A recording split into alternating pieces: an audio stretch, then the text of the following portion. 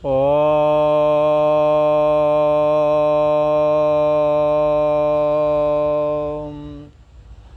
गुरु ब्रह्मा गुरु विष्णु गुरुदेव महेश्वरा गुरु साक्षात् परम ब्रह्म तस्मै श्री गुरुवे नमः।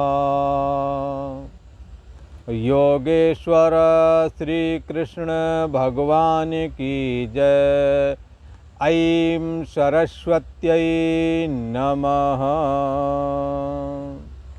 ओम शांति शांति शांति। पूर्व के प्रसंग में चल रहा था, भगवान श्री कृष्ण अर्जुन को अपना विराट रूप का दर्शन कराए, जिससे कि अर्जुन को व्याकुलता होने लगी और उन्होंने तो ऐसा कहा कि हे भगवान, आपके इस रूप को देख करके हमारे हृदय में व्याकुलता हो रही है और मुझे दिशाओं का भी ज्ञान नहीं रह गया है। इसलिए हे भगवान, आप कृपा करके अपने इस रूप को समेट लीजिए और मुझे अपना चतुर्भुज विग्रह ही दर्शन कराइए। इस चतुर्भुज विग्रह का दर्शन करके मेरी चित्त वृत्ति शांत हो जाती है। इसी का दर्शन मैं करता रहा। ये मनुष्य जैसा दिखता है सौम्य रूप आपका, हाँ, ये जो आपका रूप है ये मुझे दर्शन कराओ। ऐसा अर्जुन ने भगवान श्री कृष्ण के प्रति कहा। भगवान श्री कृष्ण ने अर्जुन को ये अपना चतुर्भुज विग्रह का दर्शन दिया और दर्शन देने के बाद में अर्जुन कहते हैं कि हे भगवान, दृष्टि मानुषम रूपम, ये मनुष्य वाला रूप कैसा है? दृष्टि एवं मानुषम रूपम तो सौम्यम जनार्दना इदानीमस्मि संवृतः सचेतः प्रकृतिम गतः। हे भगवान, आपका ये रूप जो चतुर्भुज रूप है ये परम शांत है और कैसा है? परम शांत है और मनुष्य के रूप में है, ये भयानक नहीं है। हे जनार्दन, आपके इस शांत, कैसा शांत है? सौम्यम, अति सौम्य मनुष्य वाले रूप को देख करके इदानीम सचेता, अब मेरी चेतना सचेत हो गया हूँ, अर्थात मेरी चेतना स्थिर हो गई है, स्थिर चित्त हो गया हूँ, क्योंकि मैं घबरा रहा था। और कैसा हो गई है हमारी स्थिति? प्रकृतिम गतः अस्मि, और अपनी स्वाभाविक प्रकृति को प्राप्त हो गया हूँ, अर्थात शांत हो गया हूँ। जैसा मैं आपके इस विकराल विराट स्वरूप के दर्शन से पहले जैसी स्थिति मेरे को प्राप्त हो गई, शांत हो गया हूँ। भगवान श्री कृष्ण ने कहा, जिस हमारे रूप के दर्शन को आप सौम्य कह रहे हैं और जिसको देख करके आपका चित्त शांत हो गया है, इस हमारे स्वरूप को तुम यूं ही नहीं लेना, इसे साधारण नहीं लेना, ये बड़ा दुर्लभ है। भगवान श्री कृष्ण ने तो कहा, मेरा जो चतुर्भुज रूप तुमने देखा है यह बड़ा कठिन दर्शन, ये इसका दर्शन बड़ी कठिनाई से होता है। बड़े बड़े लोग तपस्या करते हैं, भक्ति करते हैं, तपः कर्म के साथ भक्ति होना अनिवार्य है, ज्ञान के साथ भक्ति अनिवार्य है। शास्त्र का ज्ञान है पर भगवान में भक्ति नहीं है, ऐसा शास्त्र ज्ञान भी निष्फल हो जाता है। जिस शास्त्र में परमात्मा श्री हरि का सदाशिव का निरूपण नहीं होता वो ग्रंथ सदग्रंथ नहीं कहलाते हैं। इसलिए हाँ, भगवान श्री कृष्ण कहते हैं हमारा जो ये रूप है, इस रूप को यूं ही नहीं लेना, बल्कि एक ऐसा सुदूरदर्श है, इसके दर्शन बड़े दुर्लभ हैं। कैसा ये है? देवा अपि नित्यम अस्य रूपस्य दर्शन कांक्षिणः। देवता लोग भी हमारे इस रूप के दर्शन की नित्य इच्छा रखते हैं और वो ऐसा सोचते हैं, काश भगवान का यह स्वरूप मुझे नित्य दर्शन को प्राप्त होवे, ऐसा सोचते हैं। और बंधुओं, ये अर्जुन और भगवान श्री कृष्ण का जो ये संवाद है, जो अर्जुन ने भगवान विराट पुरुष के दर्शन किए और फिर अर्जुन ने कहा मैं घबरा रहा हूँ, मुझे अपना पहले वाला रूप दिखाओ, तो अर्जुन को भगवान श्री कृष्ण ने अपना चतुर्भुज रूप दिखाया। ये सारी की सारी घटना महाराजा धृतराष्ट्र के मंत्री संजय देख रहे हैं और हस्तिनापुर के सिंहासन पर विराजमान राजा धृतराष्ट्र को संजय ये सब बता रहे हैं और मानो ये सूचित कर रहे हों कि हे राजन, तुमने पांडवों से बैर करके जिनके रक्षक भगवान श्री कृष्ण हैं ठीक नहीं किया और उन्हों का तुमने सत्कार नहीं किया। दरबार में वो पधारे थे, जगत के एकमात्र ईश्वर हैं, जगदाधार हैं, सर्वाधिष्ठान हैं, धात्रे हैं। तुमने उन्हें आम मनुष्य की तरह लिया और उनके साथ कपटपूर्ण बर्ताव किया है। इन भगवान श्री कृष्ण के दर्शन जन्म जन्मांतर की बड़ी तपस्या का फल है, जन्म जन्मांतर की बड़ी भारी भक्ति का फल है। ऐसे उन भगवान श्री कृष्ण को हल्के में लेकर आपने ठीक नहीं किया। वो आज देख लो, इस जगत का ईश्वर भी अर्जुन के इशारे पर हर काम कर रहा है और तुम्हारा पुत्र दुर्योधन उन्हें मायावी और कपटी बोलता रहा। मेरे को तो लगता है कि आपका कल्याण अब संभव नहीं है,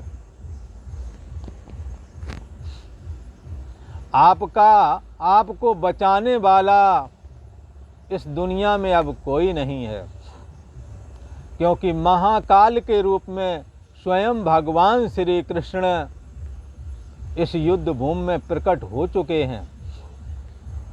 वही जब सबका संहार करते हैं और वो हैं अर्जुन की तरफ, तो मुझे तो लगता है इस युद्ध में तुम्हारी विजय नहीं होगी।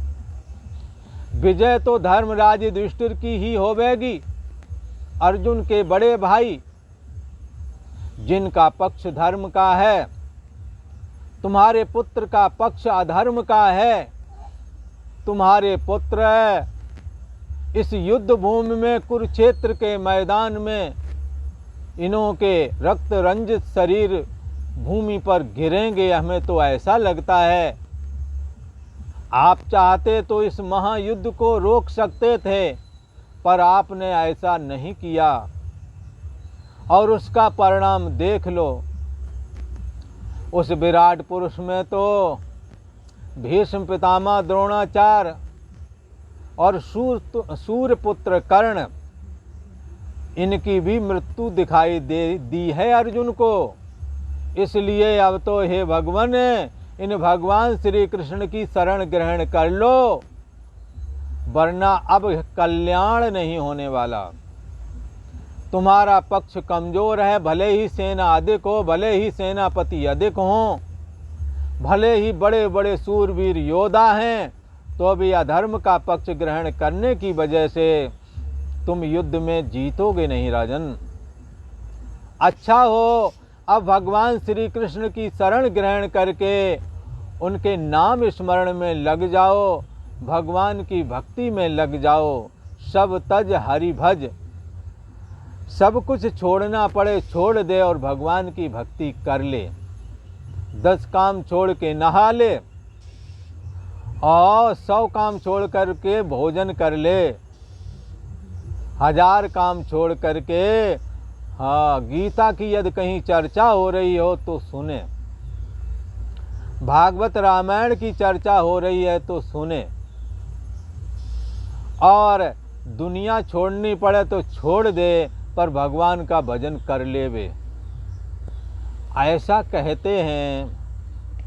राजा धृतराष्ट्र जो है उनका मंत्री बता रहा है किस प्रकार से भगवान श्री कृष्ण का और अर्जुन का ये संवाद चल रहा है और किस प्रकार से अर्जुन की भक्ति के अधीन होकर के भगवान श्री कृष्ण ने अपने चतुर्भुज विग्रह को अर्जुन को दर्शन कराया और अर्जुन का चित्त जो कि बड़ा विक्षेप में था, भगवान के चतुर्भुज विग्रह का दर्शन करके अर्जुन का मन एकाग्र हो गया है।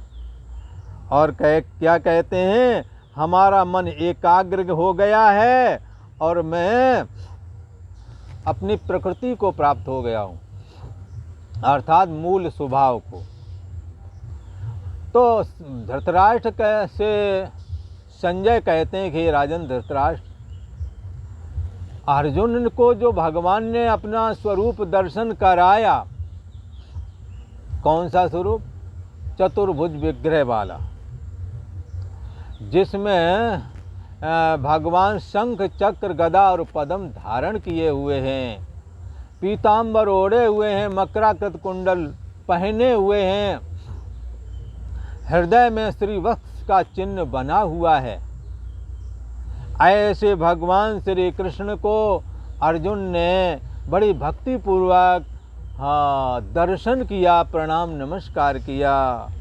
भगवान ने भी कहा, हे अर्जुन, ये हमारे स्वरूप का दर्शन बड़ा दुर्लभ है। और कैसा है ये? तो ये 11वें अध्याय का 53वां श्लोक है। भगवान श्री कृष्ण कहते हैं, हे अर्जुन, नाहं वेदैर्न तपसा न दानेन न चेज्यया शक्य एवं विदो द्रष्टुम दृष्टवानसि माम यथा। भगवान श्री कृष्ण कहते हैं, और भगवान श्री कृष्ण की कही हुई बात को संजय राजा धृतराष्ट्र को बता रहे हैं। कहते हैं, यथा माम दृष्टवान, हे अर्जुन, जिस प्रकार तुमने मुझको देखा है,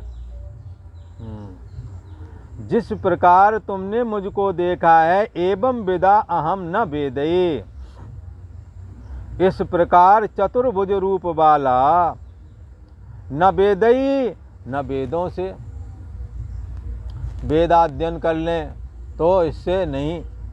भगवान श्री कृष्ण कहते हैं, इस प्रकार चतुर्भुज रूप वाला न वेदई, न वेदों के, न तपसा, न तपस्या से, न दानेन, न दान से, न इज्यया, और न ही यज्ञ से दृष्टुम शक्या, हमारे इस चतुर्भुज रूप को इन्हों के द्वारा नहीं देख सकते। किस किस के द्वारा? तो दोबारा फिर समझ लें।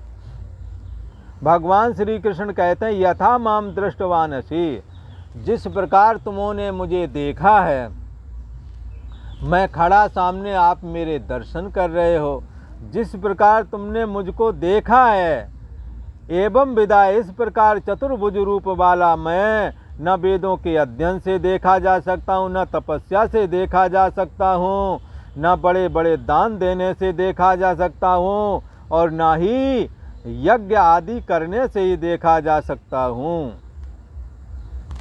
बता दिया भगवान ने, जो ऐसा मन में गरूर हो, ऐसा सोच रहे हो कि मेरे में सामर्थ्य है, हम भगवान के दर्शन कर लिए, तो ये कल्पना छोड़ दो।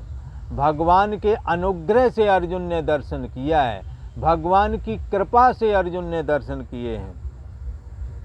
और उन्होंने ये बात कही भी, जिस प्रकार तुमने मुझको देखा है, इस प्रकार चतुर्भुज रूप वाला न मैं वेदों के अध्ययन से, न तपस्या से, न दान से, न यज्ञ से देखा जा सकता हूँ, अर्थात नहीं देख सकते। तो किसी ने कहा भगवान हम तो यही जानते थे तपसा ब्रह्म विजिज्ञासस्व, तपस्या से परमात्मा की प्राप्ति होती है, वेद के अध्ययन से होती है, दान से होती है, यज्ञ से होती है। पर आप तो कह रहे हैं वेद के अध्ययन से, यज्ञ से, दान से, तप से मुझे इस प्रकार नहीं देख सकते जैसा कि चतुर्भुज रूप में तुमने सामने सामने देखा है। तो इसमें क्या हेतु है? कोई ऐसा कहे। भगवान श्री कृष्ण ने कहा कारण क्या है मैं बतलाता हूँ। भगवान श्री कृष्ण कहते हैं कि ये 11वें अध्याय का 54वां श्लोक है। भगवान श्री कृष्ण क्या कह रहे हैं? भक्त्या त्वनन्यया शक्य अहमेवं विदोऽर्जुना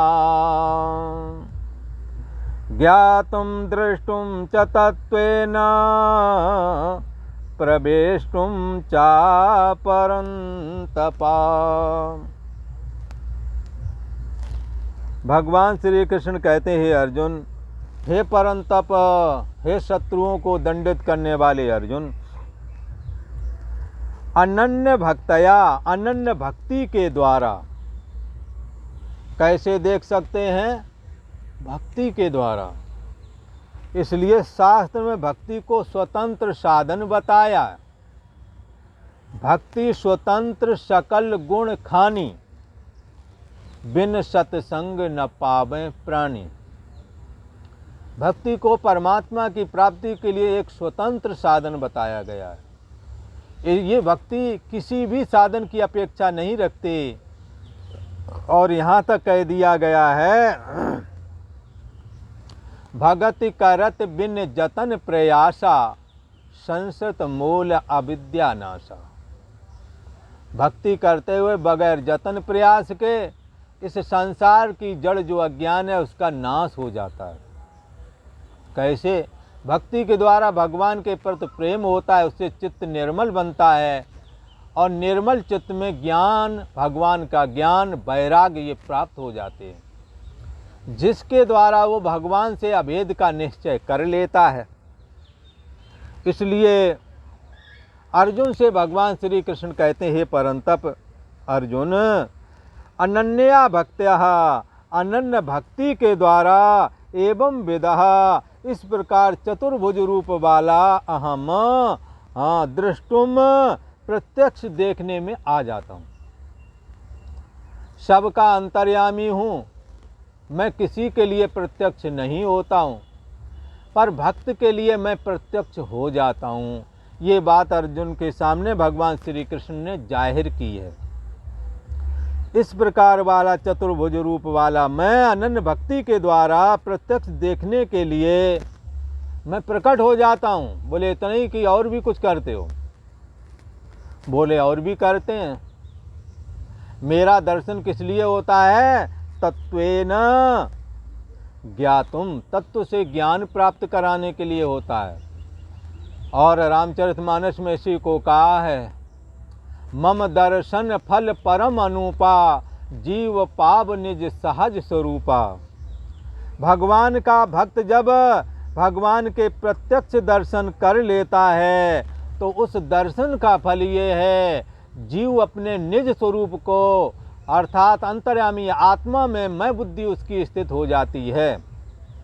भगवान श्री कृष्ण का जो अंतर्यामी स्वरूप है, जो हमारी आपकी बुद्धि देश का साक्षी है, जिसको गीता यहाँ आत्मा करके कथन कर रहे हैं, और हमारी मैं बुद्धि देह मन बुद्धि आदि में है, पर मन बुद्धि का जो आश्रय और प्रकाशक और मन बुद्धि का जो साक्षी आत्मा है, उस आत्मा में हमारी मन बुद्धि है नहीं।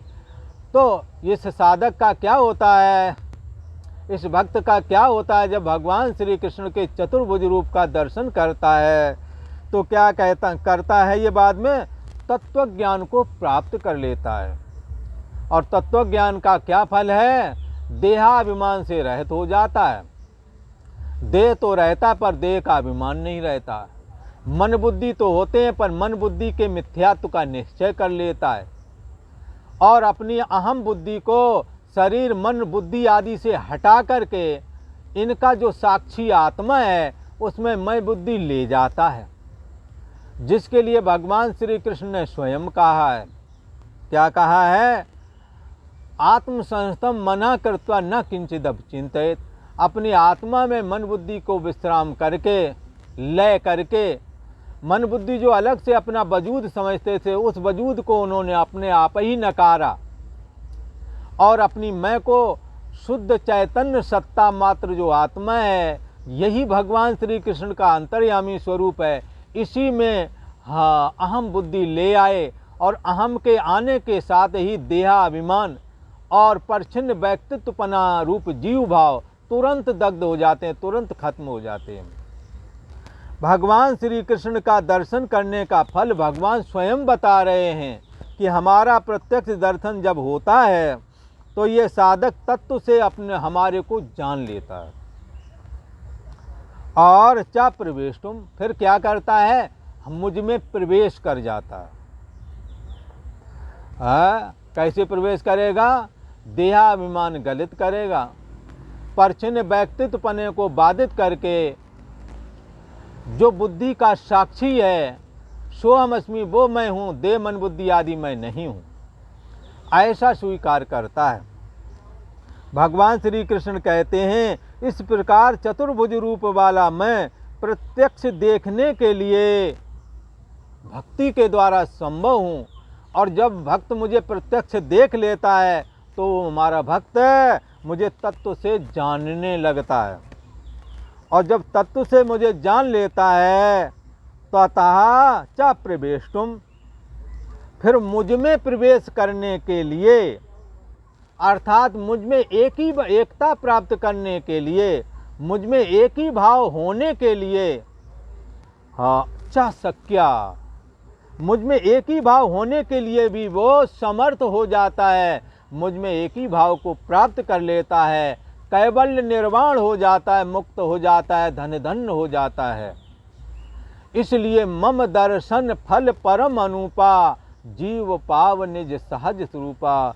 इस जीव का जो देहाभिमान है ये खत्म हो जाता है, अहम अस्मि जो परछिन्न व्यक्तित्वपना है ये खत्म हो करके शुद्ध सत्ता मात्र जो चैतन्य आत्मा है, यही भगवान श्री कृष्ण का अंतर्यामी रूप है, इसमें प्रवेश कर जाता है और मुक्त हो जाता है। ये है भगवान श्री कृष्ण के दर्शन का फल। भगवान श्री कृष्ण का दर्शन यूं ही नहीं प्राप्त होता है। जन्म जन्मांतर के जब बड़े पुण्य इकट्ठे होते हैं, जब बड़ी तपस्या इकट्ठी होती है, जन्म जन्मांतरों के जब बड़ी भारी भक्ति इकट्ठी हो जाती है, तब जाकर के इन भगवान श्री कृष्ण के दर्शन होते हैं, प्रत्यक्ष दर्शन हो जाते हैं। और दर्शन होने से तत्व के तब जो भगवान का तत्व ज्ञान है, भगवान को तत्व से जानने लगता है। और जब तत्व से समझ लिया तो भगवान श्री कृष्ण में ये प्रवेश कर जाता है, लीन हो जाता है और इसका कैवल्य निर्वाण सिद्ध हो जाता है। इसी का नाम मुक्ति है। अब अनन्य भक्ति के जो करने वाले लोग हैं, अब उस भक्ति का क्या स्वरूप हो सकता है। किसी ने कहा महाराज वो भक्ति मैं कैसे करूं और उसका फल हमें क्या मिलेगा बाद में। इस पर चर्चा ये 11वें अध्याय का लास्ट श्लोक है और इसमें चर्चा भगवान श्री कृष्ण कर रहे हैं भक्ति का स्वरूप। भक्ति का स्वरूप क्या है और उसका फल क्या मिलेगा। तो हमने इसको बड़े ध्यान से समझना है। भगवान श्री कृष्ण स्वयं कह रहे हैं, भक्ति के स्वरूप का वर्णन कर रहे हैं। मत कर्म कृन मत परमो मद भक्ता संग वर्जिता निर्वैरा सर्वभूतेषु यासा मामेति पांडवा। भगवान श्री कृष्ण अर्जुन से कहते हैं, हे पांडव, यह मत कर्म कृत, जो पुरुष मेरे लिए ही संपूर्ण कर्तव्य कर्मों को करने वाला है। पूर्व में भी भगवान ने कहा है क्या, ब्रह्मण्यादाय कर्माणि संगम त्यक्त्वा करोत्या लिप्ते नशा पापेन पद्म पत्र मिमाम वसः। जो पुरुष परम ब्रह्म परमात्मा को अर्पण बुद्धि से ही कर्म करता है। यहाँ परम ब्रह्म परमात्मा कहने से भगवान श्री कृष्ण को ही समझना। जो पुरुष है, भगवान श्री कृष्ण ने यहाँ साफ कर दिया, जो पुरुष मेरे लिए ही संपूर्ण कर्तव्य कर्मों को करता है। किसी ने कहा ये कैसी बात कही, वो कहीं झाड़ू लगाता है तो सोचता है ऐसे भगवान श्री कृष्ण खुश होवेंगे इसलिए लगा देता हूँ। वो किसी के यहाँ निमंत्रण में भोजन करने जाता है तो सोचता है भगवान श्री कृष्ण इसमें प्रसन्न होवेंगे, या जो भोजन कराता है इसलिए कराता है, भक्त को संतों को इसलिए भोजन कराता है कि इससे भगवान खुश होवेंगे। बड़े बुजुर्गों की सेवा करता है इसलिए करता है, भगवान श्री कृष्ण ने कहा कि अपने आचार विचार को शुद्ध रखो, अपने से बुजुर्गों की सेवा करो। मंदिर में सेवा पूजा करता है भगवान के लिए, ना कि अपनी कामना के लिए। जो भी कर्म करता है भगवान का लक्ष्य रख कर के करता है। जैसे एक विद्यार्थी घर के सारे काम करता है, पर उससे पूछो क्या करते थे इतने वर्षों तक, तो कहेगा पढ़ते रहे, घर का काम नहीं किया, कपड़े लत्ते नहीं धुले, घर में साफ सफाई नहीं की थी क्या, नाते रिश्तेदारों में नहीं गए थे क्या, उनके यहाँ कुछ नहीं किया था क्या, ये काम नहीं है क्या। सारे काम करते रहे, पर इन कामों को आप काम नहीं मान रहे। आप काम उस समय केवल प्रयोजन पढ़ने का था, विद्यार्थी जीवन था, इसलिए कोई पूछता तो कहते पढ़ते रहे महाराज। ऐसे ही यदि हमारा लक्ष्य जीवन का भगवान की प्राप्ति है, भगवान के लिए करना है, भगवान की प्राप्ति के लिए सब कुछ करना है, तो झाड़ू लगाना तपस्या हो जाएगी, भक्ति हो जाएगी, जैसे कि सबरी की हो गई। भगवान का मद्देनजर रख के अगर दुकान करोगे तो दुकान भी भक्ति बन जाएगी, जैसे तुलादार बनिया का। भगवान के मद्देनजर रख करके, धर्म के मद्देनजर रख करके यदि युद्ध भी करोगे तो भक्ति हो जाएगी, जैसे कि अर्जुन की।